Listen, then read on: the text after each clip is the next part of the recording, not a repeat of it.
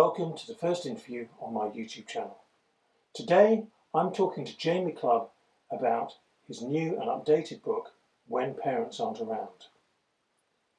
I've known Jamie since 2008 when we both wrote for GISM magazine. Jamie has quite an extensive martial arts background, so before I actually ask him about the book, what I'd like to do is give Jamie the opportunity to talk about his background, and I'm going to limit him to 5 minutes because of his extensive experience. So, Jamie, over to you. Please, can you give us a little insight into where you're coming from in the martial arts world? Thank you, John. Well, my martial arts journey began when I was about 14 years old, although a year prior to that I was fascinated with martial arts. I grew up in a travelling circus community. Maybe that had some influence on my cross-training approach. The fact that I really don't have a base system or style. I'm very much the nomadic martial artist. So initially I was intrigued by martial arts, probably to develop some form of performance, because I wanted to go back to my circus roots. We'd settled when I was a child after touring around the country, and we're in the middle of nowhere. Martial artists and martial arts were my thing. They were my escape portal, if you like, into another world. So the stars of the martial arts magazines were my heroes. We worked in show business all the time, so movie stars and celebrities in that respect, and anything in show business was not particularly abstract to me. It wasn't what particularly lit up my interests. What I was interested in was what martial arts might be able to offer me. So initially I trained from a performance perspective.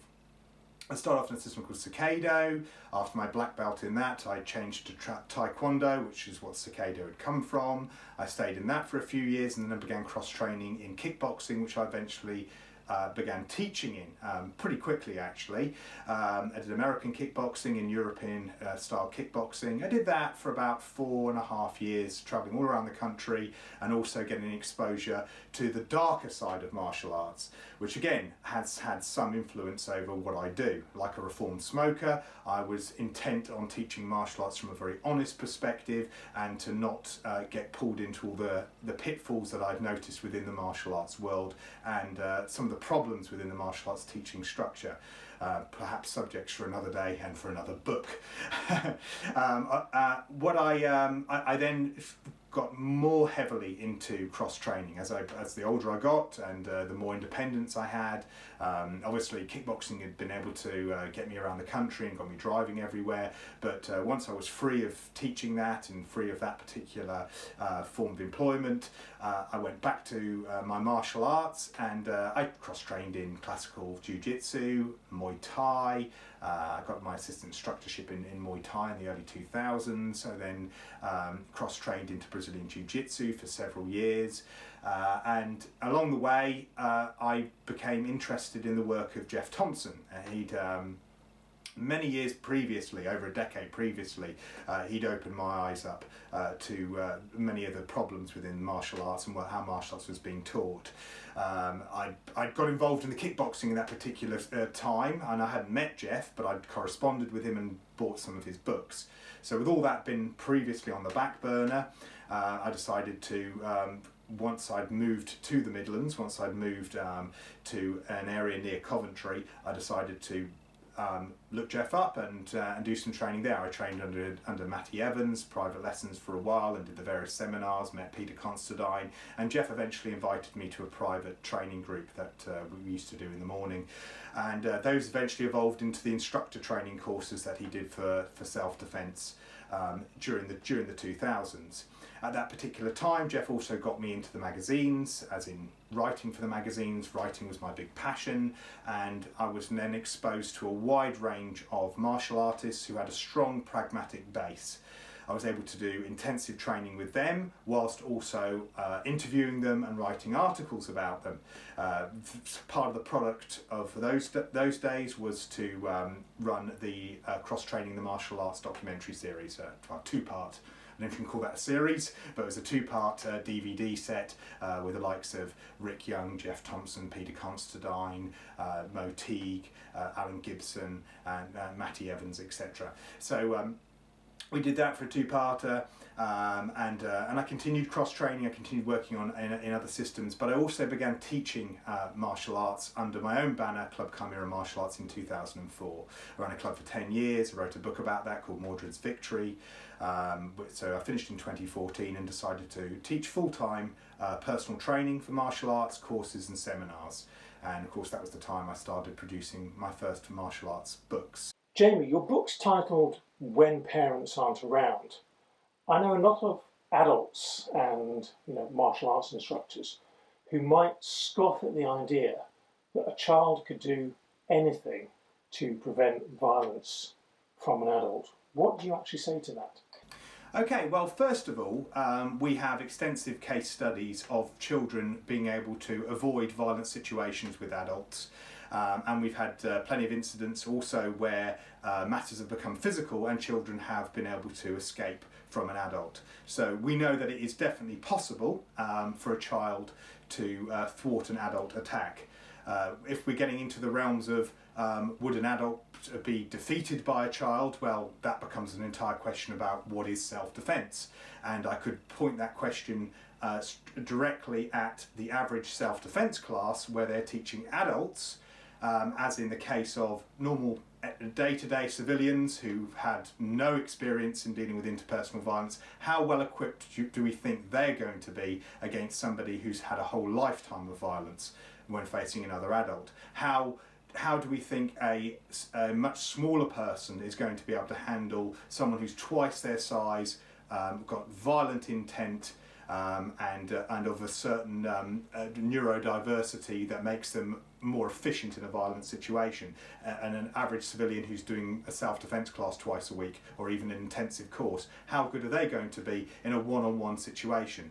Of course, self-defense, self-protection as the whole umbrella term, is all about avoiding situations, being able to see situations before they happen, and if a situation does happen, the skills are those that should make an individual better equipped in escaping and doing exactly what is necessary in order to facilitate that escape.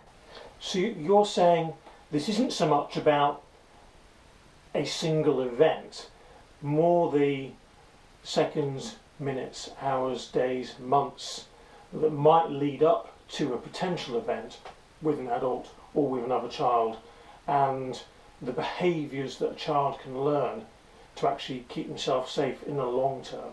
Yes, absolutely, and I would take that further to say that children actually have that foundational knowledge. It comes out in their games. I mean, how many children's games involve chasing, for example? And if you look at that, that's a foundational survival skill that many animals learn, particularly animals that are preyed upon, for example. Humans are one of the rare species that prey on each other.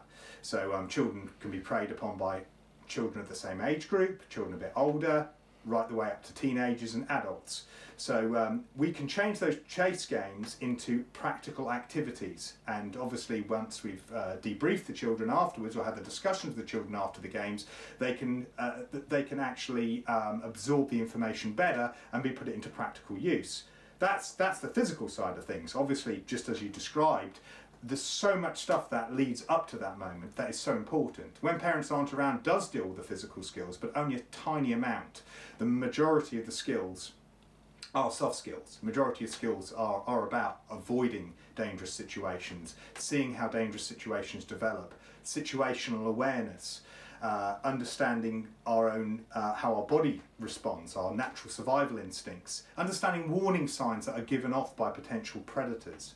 And of course, very importantly, understanding about the difference between consensual violent fights, which they should avoid at all costs, unless that's within the framework of a combat sports situation, which I encourage in the book, and the reality of self-protection, self-defense, which is an assault situation of some description. How important do you regard boundary setting for young people? extremely important. I would say it's, again, a foundational skill that we teach in children's self-protection, and it's something that is reiterated through the book, and there's a chapter dedicated to setting boundaries. To teach a child what a boundary is and how to set their own boundaries enables us to be able to build practical self-protection skills. A child needs to understand non-physical boundaries. They need to understand what their emotional boundaries are, and they need to establish their own moral compass. Again, I like to be as scientific as possible and very clinical in my approach. However, self-protection is a very personal thing, and only by understanding where your moral compass is at can a child better judge a situation. So sometimes, especially when we're talking about self-protection, even when we're talking about the legal side of self-defense, it's important that a child understands, what is worth fighting for. When is a physical situation necessary, and when they start realising that so many things can be avoided and don't need a physical response. Again, this is really, really important. Again, this is this whole thing with boundary setting, and why it's so important with children. And even more so with children, I would say, than adults, and it's incredibly important with adults, is because children are naturally tactile, all the way up into their teens. I would say a child right the way up until they're getting to into their late teens, until they get into 18, 19 years old. So a child, even though this book isn't targeted for that age group, I would say all the way up to that point, society within educational institutions is very tactile. There's things that children do with one another on a regular day-to-day basis as part of their communication, about the way they interact, which is far more tactile than you'd ever find in any other workplace setting. There's things that a child will do from the beginning of the day to the end of the day in their average school day, that if you transplanted those same behaviours, that same interaction, into a workplace setting with adults, you'd be looking at a lot of crimes being committed during that particular day. And this is the issue that we're looking at. This is so boundaries are so important for children. Who are you going to allow into your personal space? Again, personal space is something that children are taught at primary school level. They're taught it at kindergarten level. What is your personal space, and keep your hands to yourself and things like that, despite it being a very natural thing for children to be tactile. So the trouble with that is that until they understand, well, this is a boundary, this is okay, this is not okay, this is what you're going to allow, this is what you're not going to allow, until they start understanding these things, they can't read the signs of an aggressive person. They can't read the signs early enough of a potential predator. Because, of course, a potential predator manipulates that natural tactile behaviour and relationships that children have. So, so absolutely, boundary setting starts, and then from boundaries we build fences. We build what Jeff Thompson described as the fence concept. But for me, before I got to teaching what the fence was and teaching what the fence is to children, I quickly learnt through teaching children, through them teaching me, if you like, that boundaries were important first. Establish the boundaries, whatever they are, physical boundaries, mental boundaries, emotional boundaries, and then build fences. In the book, how do you approach interpersonal violence between children? Oh, between children, as in child-on-child violence, again, that's a big part of the book as well. First of all, we look at the whole concept of fighting and not getting involved into typical school brawls, the after-school fight, if you like.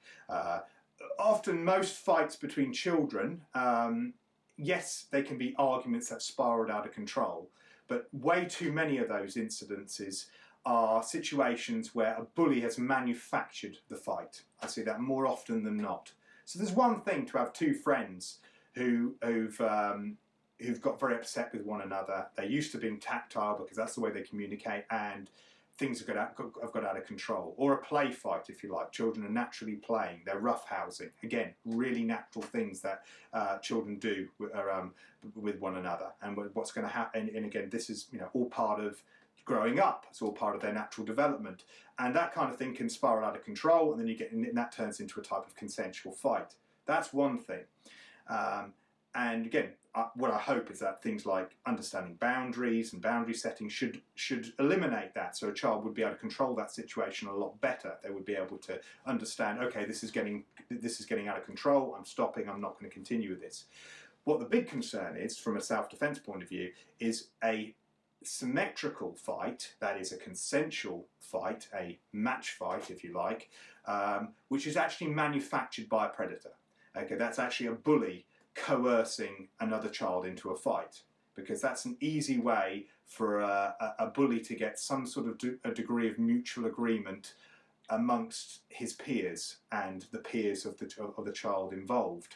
And so we end up with the after-school fight, where one child is entering into this fight purely to try and save face. They believe that what they're doing is standing up to the bully, when in fact what they're doing is playing into the bully's game. And with today, with cyberbullying, and that can be extended on. I mean, you can have video footage can be made of that fight, often is nowadays more than ever, shared all over the place, and then it becomes a continued campaign. You've mentioned cyberbullying. Yes. I take it that this is obviously, it is a modern phenomenon, but it is something that has made up a significant part of the book now, the whole cyber arena and how that affects children and, of course, their safety. Yeah, when I first wrote the book, it was quite a while ago now for the first edition, and the influence of persecutions online wasn't anything like at the level of sophistication what we know about today, and it hadn't developed to that level either. So it was a while before I brought it in for the second edition, but when I did, I decided not to dedicate an entire chapter to it. Instead, I decided to have it running throughout the book, because it's part of our day-to-day existence. It's to just look at cyberbullying as just a completely compartmentalised element, rather than it's actually part of bullying, full stop. You know, to a lot of kids, there isn't necessarily bullying and cyberbullying, even though they're much older. Adults are talking to them in those terms. To them, it's just bullying. It's a natural extension of what's happening in their normal school day. So they might be dealing with the type of bullying, the threat of violence. It doesn't have to actually be violence, but it can be intimidation. It can be a lot of other things where it doesn't actually involve the direct physical part of an assault or an attack, which again I deal with, because that's all part of the boundary setting, that's all part of the soft skills part of it. But then that goes on into cyberbullying. So, you know, in the days of the pre-internet days, if you like, or the pre-social media days, more accurately, a child's bullying would be contained within the school. Okay, and if they were unlucky enough to share the same street as the bullies, it might go further on into outside of school hours. But for the most part, it could be contained away from the home. Now, because social media, because socialising online is part and parcel of the average child's day-to-day social life, then the bullying will continue there, and they'll be part of their groups, they'll be part of their whole... it's easy to say we'll just block them, and there are all other methods, but again, these campaigns continue, and again, it's understanding, it's teaching the children skills to be able to cope with that. So yeah, it is a part of the book because it's part of today's society.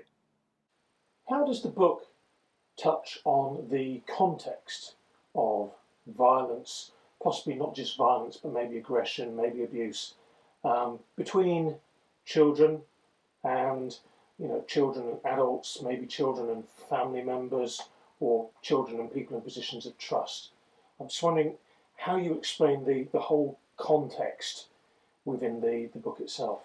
I'm glad you've asked that question, John, because again, when I approached the book and re-edited it and started rewriting it, it was really important to me to really be as honest as I could be about child self-protection. I really wanted to ask the awkward questions, and the further I got into it, the further it became apparent to me that if something needed saying, I wasn't going to hold it back. So context is really important. So straight away from that point of view, I've taught preemptive striking to children in front of school principals. And every time I've done that, the school principals have been totally happy with the information I've been teaching. And the reason for that is the context. So once they've understood, if I went straight into any situation, whether I was dealing with an average family, I was teaching a child in an average family, or whether I was going to a school to teach, or anyone else outside of the reality-based self-defense world, should we say. And I went straight into I'm going to teach your child how to hit first. Okay, then immediately the response to that is going to be, you're teaching my child how to assault people, how to attack people, which of course is utter nonsense. I mean, again, the book couldn't be further removed from that. Everything about the book is about avoiding violence, and everything about the teaching is about avoiding violence. So the narrative is really, really important.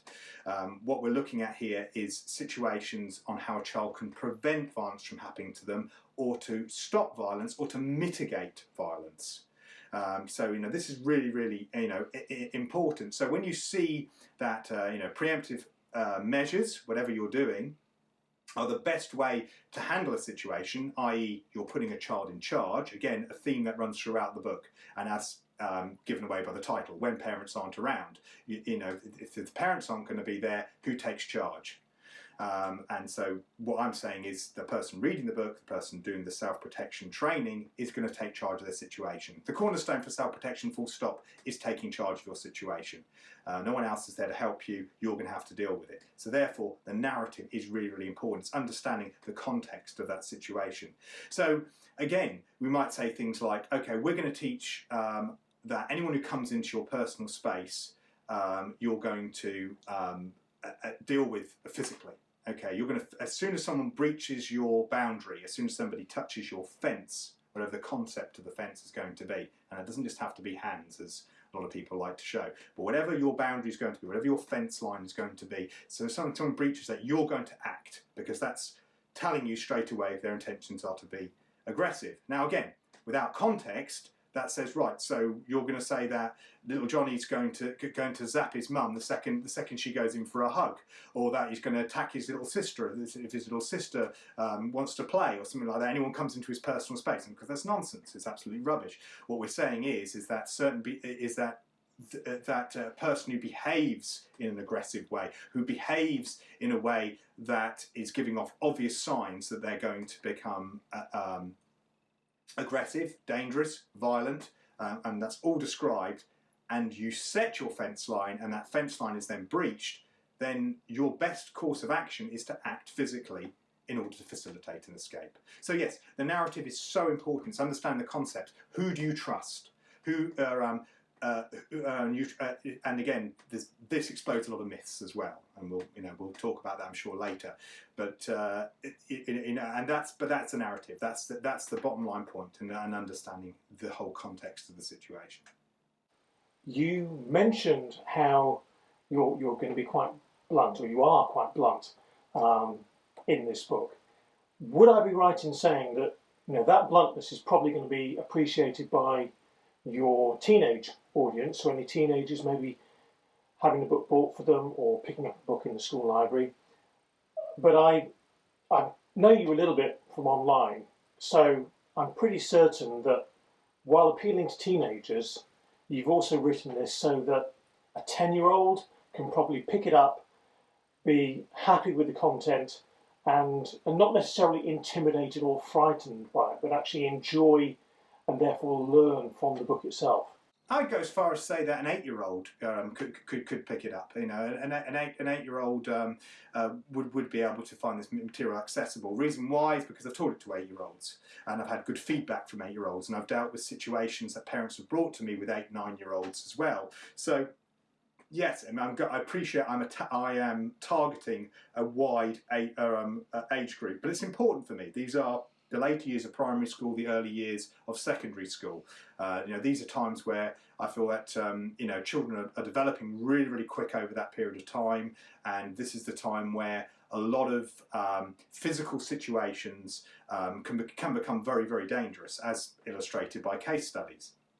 So I write it in a simple way. I try not to be patronising. That's the point. I believe that an adult could be able to pick this book up and be able to read it from cover to cover, and whilst making a few obvious adaptations, i.e. their parents are never going to be around in these kind of situations, the information is often very relevant to them. There are obviously there's greater emphases for certain things that relate to children, but for the most part, that information is just generally very accessible. Again, it's just written in a very simple way, and hopefully in a way that most children will be able to relate to. You mentioned the idea of myth busting in self-protection. Now, I realise obviously you don't want to give too much away, because people, you want people to read the book. But is there a myth that you can tantalise us with that you're busting in this particular book? It's a myth that has been busted before, but it's not widespread enough. In fact, it's still a very, very pervasive myth. It's still a very, very common myth, and that is the myth of stranger danger. And of course, I have to give credit to Gavin de Becker for mentioning it within his works. But despite his books being bestsellers and widely read and part of security systems and all the rest of it, few people really have taken on board the idea that stranger danger is a gimmick. I don't think it helps children. I think it's a too easy package for society to accept, and it doesn't address the problems. Okay, so when parents aren't around, okay, both in terms of the title and what that means, is being able to take charge of your situation, which means being able to communicate with other people. Those other people will often be strangers, whether they are bystanders in a violent situation, who you're going to need to be able to try and communicate with, and you're going to try and make your agents of action to help you. Again, just one of the important points that we look at here is being able to communicate to other people who might be witnesses, to recruit them. And that's an important skill. Stranger danger was a very, very helpful gimmick for a lot of people, but not very helpful for self-protection.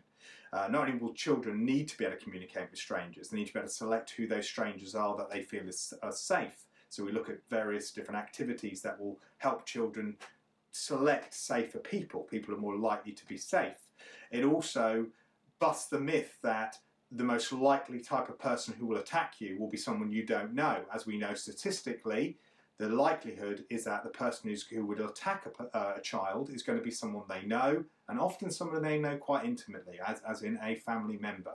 So I often feel that when people talk about stranger danger, it's very comforting, because that way we can use the other to dismiss these offenders. We can think about that person as being a monster or a beast. That's what the tabloid headlines love to do. So we get these really, really helpful metaphors that make things so much more comfortable, rather than thinking about that family member that everybody forgives because it's just their way, or they're just a bit eccentric, or they're just a bit, or that's something that we just all put up with. Or that member of authority an elder in our community, for example, that we allow to get away with certain things, when in fact they're acting as a predator, and they're actually using and taking advantage of the trust that other people place in them, and that's how these crimes continue. So again, it's really, really important to understand, rather than teaching a simple gimmick. And again, this is often the problem with self-protection. There's so many things are taught as gimmicks, just like one solutions for things. We like to teach children principles. If you teach children basic principles, whether it's the tactics you're going to use, the strategies, adaptable, making, again, the book is, I use a acronym, RACDO, RACDO, respect, awareness, courage, discipline and open mind, throughout the book. It was what we used in my club, and I allowed it to continue in my book, because it was a very, very simple way to teach some core principles. And again, by having those principles, the children can easily adapt, rather than thinking from a technique-led point of view. And I believe that stranger danger is a technique as well. It's a gimmick, it's a technique. By telling children, well, no, this is unacceptable behaviour. This is something that should make you think about whether you should trust that person or not. You've trusted that person on a very basic level. They've violated that trust by behaving this particular way. Therefore, they're not a trustworthy person. And therefore, you need to be putting your boundaries up. You need to be reporting this. You need to be behaving in a certain way. And that's why principle-led training is very, very important, or principle-centred training, if you like, is very important, rather than having gimmicks myths like stranger danger, which can both disempower a child, as in they don't know who to talk to in a crisis situation. They can they'll be made non-effective anyway because adults, as Gavin de Becker illustrated, violate that all the time. But they violate the stranger danger rule all the time, and they do this by telling children to talk to people who they've never met in their lives, people who should be regarded as being strangers, with regards to what the stranger danger rule used to be, as in someone who doesn't come into your house and you don't go into theirs. You think of every time an adult will tell a child to speak politely to the shopkeeper, to speak politely to the mail delivery person, and because they're polite and it's manners and they want their child to be well mannered, which is great, which is important. But now all of a sudden the child's been given a contradictory line. They're being told that, but this is a stranger. They don't come into my house. They don't go into theirs. I don't even know their name. But now I'm being told I've got to be polite. Well, of course, a predator can manipulate that politeness, because now you're instilling children this politeness towards strangers. So, and then on top of it all, you've just contradicted what you've told a child: don't talk to strangers. Well, which strangers can I trust? Which strangers can't I trust? So we try to get that out and go back to a principle-led approach. You mentioned gimmicks just now. Would you say that the fear-based marketing of a lot of martial arts clubs is itself a bit of a gimmick? Definitely. I believe that the message being given out by the fear-based marketing, in fact, teaches a really, really bad lesson. And again, this is something that is addressed in the book, hyper-awareness. So we have a chapter on awareness, and it's really important to explain to the reader what we mean by awareness. And when I say awareness, it's useful alertness, living in the moment, adjusting your level of awareness to suit a certain situation.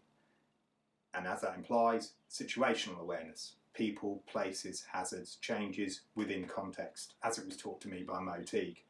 And this really helps children to understand what we mean by being aware. Now, obviously, the opposite to awareness would be non-aware, being switched off, which is a really large concern with any self-protection. We know that being switched on is very, very important. Being switched off makes a person an easy target. So we address that. We address, when it's not appropriate to be switched off. I'm not a massive fan of teaching a person to be constantly switched on throughout their whole life. I don't think that's actually realistic, and I've seen plenty of people who even preach those values, and you'll find times when they're not switched on. There are times when you can. I think we've moved on with what we know about self-protection, what we know about people, to understand that there are times when you can have a degree of being switched off. Okay, maybe it's a type of awareness, maybe it's a type of lower grade awareness, if you like, because you're never completely switched off. But people go to sleep. There are certain contexts where you could say a person is 99.9% safe within that kind of environment, and it's not healthy to raise that awareness above that sense of comfort, should we say. So there's probably some controversy in that, but I'm only just calling things as I've seen them, as I've known. And coming from a family of wild animal trainers, I think I kind of know a little bit about why it's important to be switched on to dangerous situations. Hyper-awareness. This is, what we see in the fear marketing. And this is what we can also see embodied by a lot of people in the reality-based self-defense world. This was one of the things that made me very concerned about that subculture in the martial arts world. I see the martial arts world as roughly divided into three tribes. Traditional martial artists, combat sports martial artists, largely made up of full contact combat sports, shall we say. They fit within that subculture, and the reality-based self-defense world. You'll probably find me in that third category, which is one of the smaller ones. And however, I find that people involved in that subculture commit just as many sins as those involved in the other two. So that's with that in mind, one of the big sins is a lack of understanding of appropriate levels of awareness. you do not apply the same level of awareness walking down a country town high street as you would do walking down rush hour Johannesburg. You don't apply the same level of awareness in the rural outskirts of a lot of Canadian towns that you would do in some of the rural outskirts of a lot of USA towns that you'll find there's so many different situations, and it's important to be able to adjust your level of awareness according to the time of day, to the people, and also to be open to whatever changes.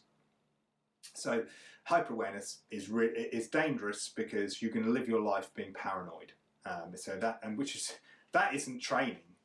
That's a serious mental condition. You're going to burn yourself out. You're going to be responding more to your imagination than the reality of the situation. So you can be, just by being hyper-aware, you can be not noticing the real dangers in life. Often we get this because of from what we see in the news. We'll be consider the terrorist attacks of 9/11.